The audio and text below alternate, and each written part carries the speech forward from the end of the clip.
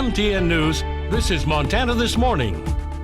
I'm Jonathan Amberian in Helena. I'll have a closer look at the latest campaign finance reports in Montana's U.S. Senate race and how the fundraising numbers for Jon Tester and Tim Sheehy compare to some of the other record races Montana's seen in recent years. Picking a jury. I'm Jared Hill with the latest in jury selection for Trump's first criminal trial, plus why he was reprimanded by the judge. I'm Allie Kaiser. The Lewis and Clark Humane Society is at maximum capacity. I'll tell you what's pushing them over the edge and how you can help. Oh my God! That's right, it's an elephant wandering around the mining city.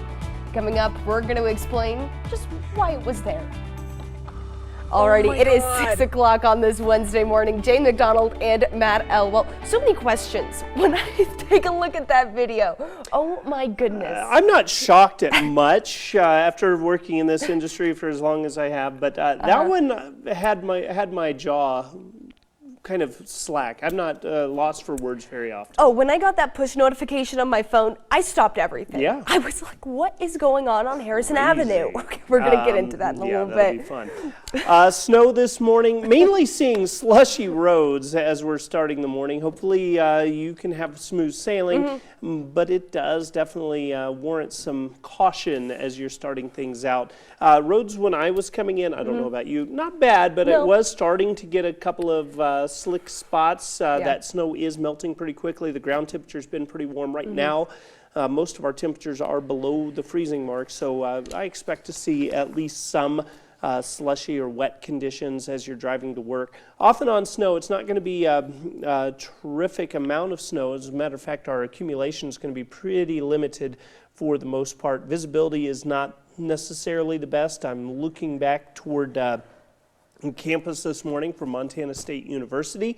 Often on snow showers, temperatures do eventually warm into the upper 30s. Butte seeing some snow as well, off and on through the day. We're going to talk more about the impacts of this, road conditions, and much more coming up in just a few minutes. All right, thank you very much, Matt. Now, the deadline to apply for some property tax relief programs is being extended. Governor Greg Gianforte says the state is extending the deadline for the PTAP, or Property Tax Assistance Program. It reduces the property tax bill for qualifying Montana residents at a specific income level. Now, there's also a similar program for disabled veterans and their surviving spouses. Gianforte says the Department of Revenue is extending the deadline to June 1st for Montanans who had a substantial hardship in meeting the April 15th deadline. The department told MTN that will include anyone applying for the first time who meets the income requirements. And Gallatin County election officials say there is a printing error on Bozeman Elementary School District ballots. Over 35,000 elementary district ballots, already printed and prepped to be mailed, will mistakenly include a Bozeman High School trustee race. Elementary voters do not typically vote for high school trustees. Officials assure voters that the error will not affect election outcomes. The only filed candidate, Sandra Wilson, is running unopposed and will automatically be elected. Ballots will be mailed to voters on April 19th and must be returned by the May 7th election. And Monday was the first campaign finance deadline for congressional candidates in Montana's nationally watched U.S. Senate race. MTN senior political reporter Jonathan Amberian has the latest fundraising numbers for what's shaping up to be another record-breaking race for the state. With more than 6 months still to go before Montana's general election for U.S. Senate, Democratic Senator Jon Tester and Republican challenger Tim Sheehy have raised significantly more money than Tester and Republican Matt Rosendale brought in the entirety of the 2018 Senate campaign. And the pace of spending is only going to increase as we move toward November. The latest federal campaign finance reports cover the first 3 months of the year. Over that time, Tester's campaign brought in just over $8 million. They spent almost $6.6 million, but still had more than $12.6 million in the bank at the start of April. Since the start of 2023, Tester's raised a total of more than $28.5 million, compared to around $21 million for his entire last race for re-election in 2018. Sheehy, a businessman and Navy veteran from Gallatin County, raised more than $3 million in the first quarter of the year. That includes a $500,000 loan of his own money. His campaign spent $2.4 million and had just under $2 million left in cash on hand. Sheehy has brought in a total of $8.4 million since launching his campaign last June.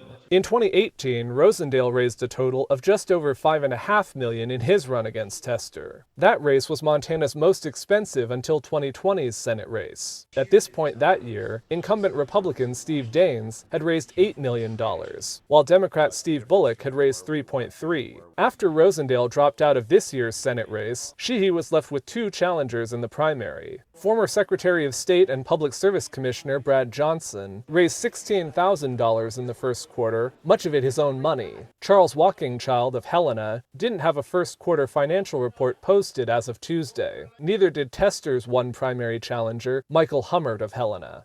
Of course, these reports only cover what the candidates themselves are raising and spending. There have also been tens of millions of dollars in ad reservations announced from outside groups for this fall, as this race could determine control of the U.S. Senate. In Helena, Jonathan Amberian, MTN News. Thank you very much, Jonathan. Now, heads up if you use the Main Street Interchange to access Interstate 90 in Bozeman. The Montana Department of Transportation says the on and off ramps are expected to be closed to remove and replace old pavement. Each of the ramps will be closed for approximately 2 days at a time, but not at the same time. Each will reopen as soon as the new pavement is safe to drive on. The work is set to begin next week, Monday, April 22nd, and is anticipated to take 2 weeks to complete. For more information, you can head over and check out our website. And residents of Butte's Upper West Side might have to find a different route home for a while. It's because Butte Silver Bow is replacing some water mains. The city's Department of Public Works says the project on Empire Street will unfold in stages, including hooking up to a temporary water source for residents. And officials say once the new main is installed, cleaned, and pressure tested, it will be placed into service and the road will get new asphalt. The project is expected to last through mid-June.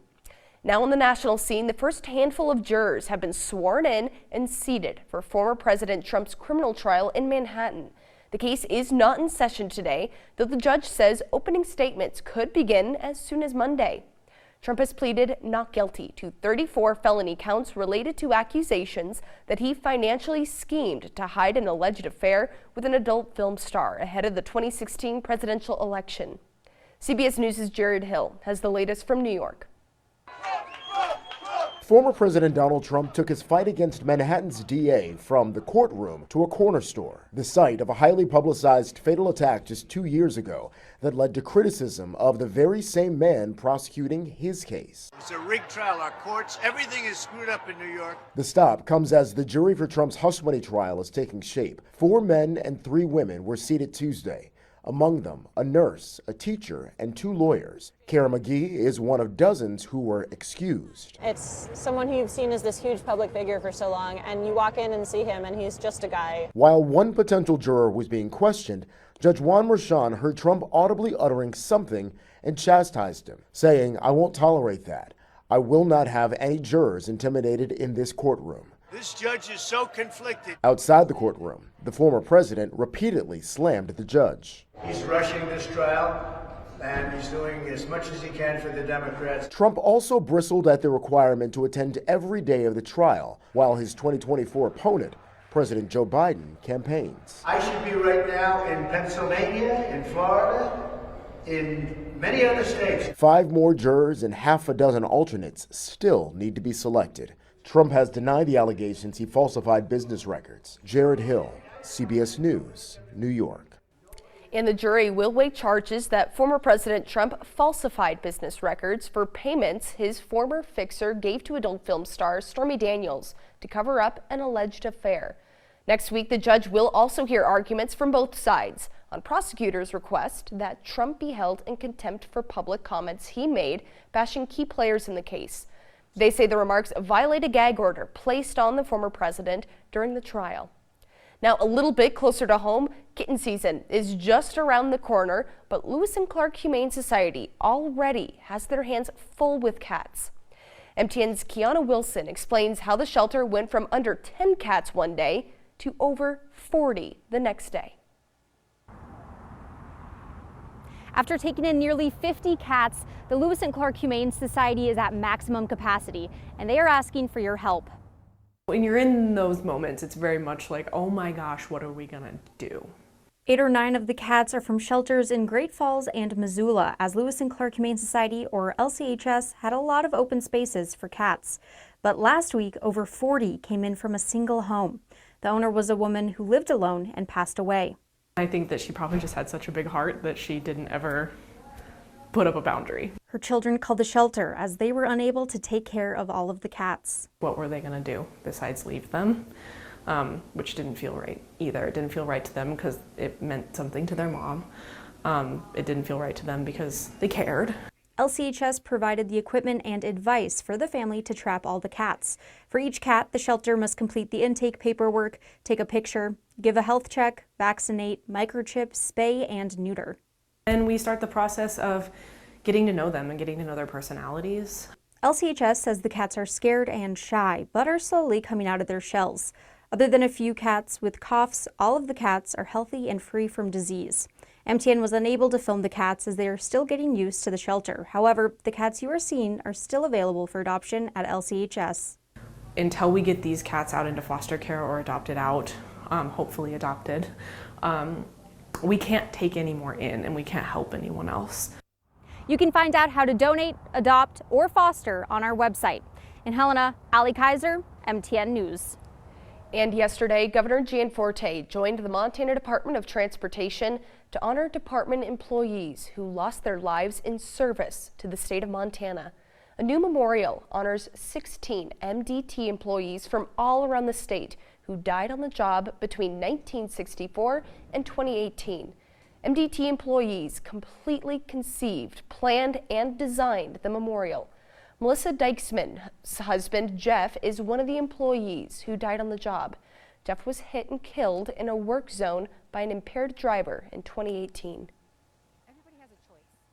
You can make good decisions and you can make bad decisions. Because of somebody else's choice, my family is forever changed. We're broken, and we will never be the same. The Employee Memorial is part of National Work Zone Awareness Week. The week is an annual spring campaign that encourages safe driving at the start of construction season. And the 120th Airlift Wing in Great Falls will be among the first Air National Guard bases to receive the new C-130J aircraft. Governor Greg Gianforte says the Air Force is sending the new planes to the Great Falls base.